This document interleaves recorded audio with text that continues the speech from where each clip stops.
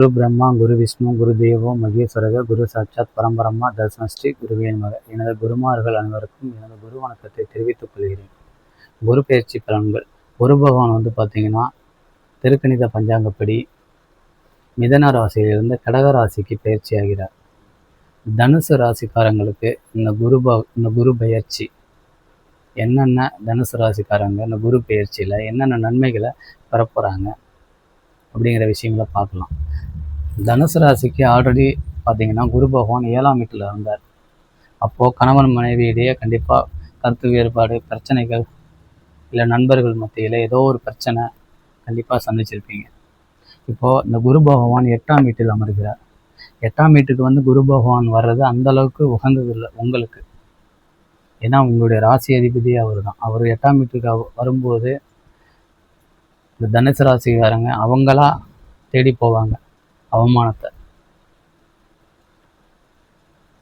இல்லை அதேமாதிரி சூழ்நிலை உருவாகிற ஒரு காலகட்டம் அது.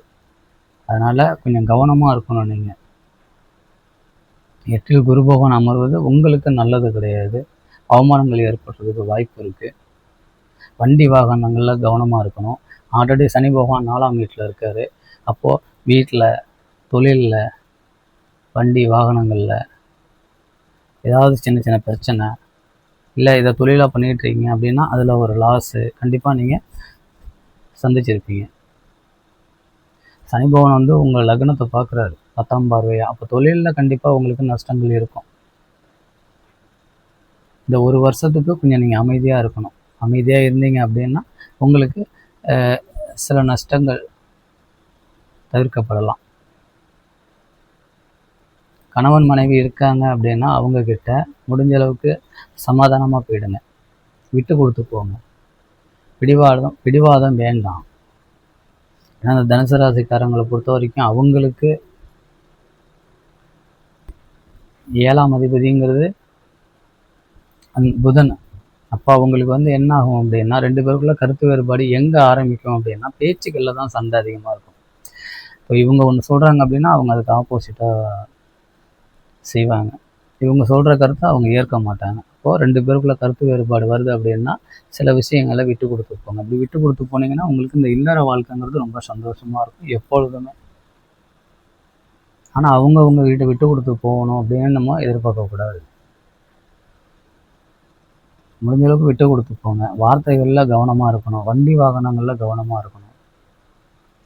நான் உள்ளூரில் இருக்கேன் சார், வெளிநாடு போகலான்னு நினைக்கிறேன், இல்லை வெளியூரில் போய் படிக்கலான்னு ஆசைப்பட்றேன், வெளியூரில் போயிட்டு ட்ரீட்மெண்ட் எடுக்கலாம்னு நினைக்கிறேன் எங்கள் அப்பா அம்மாவுக்கு, அதுக்கெல்லாம் உகந்தது இந்த ஒரு வருடம். அதுக்கெல்லாம் உகந்தது உங்களுக்கு. நீங்கள் வெளிநாடு போகிறீங்க அப்படின்னா கண்டிப்பாக போனீங்க அப்படின்னா அங்கே ஒரு நல்ல லாபத்தை நீங்கள் சம்பாதிக்கலாம்.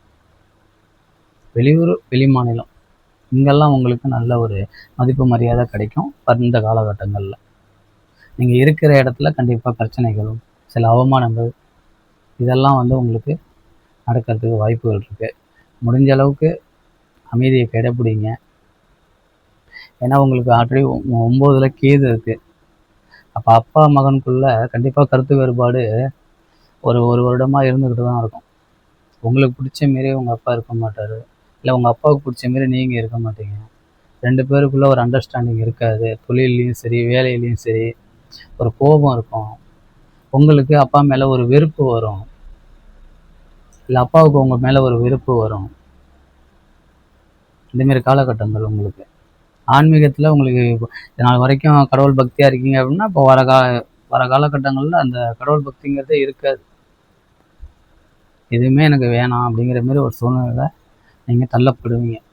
அதனால் முடிஞ்ச அளவுக்கு அமைதியாக இருங்க. வார்த்தைகளில் கண்ட்ரோல் பண்ணுங்க. பிடிவாதம் வேணாம், விட்டு கொடுத்து போங்க. தொழிலில் அந்த அளவுக்கு எதிர்பார்த்த லாபமும் உங்களுக்கு கிடைக்காது. ஏன்னா சனி பகவான் 4ல் இருந்து உங்களுடைய லக்னத்தை 10ஆம் பார்வையாக பார்க்குறாரு. அப்போ என்ன ஆகும்னா தொழிலில் கண்டிப்பாக சில நஷ்டங்கள் வரதான் செய்யும். அதெல்லாம் கொஞ்சம் கவனமாக, பொறுமையாக, நிதானமாக யோசித்து முடிவெடுங்க.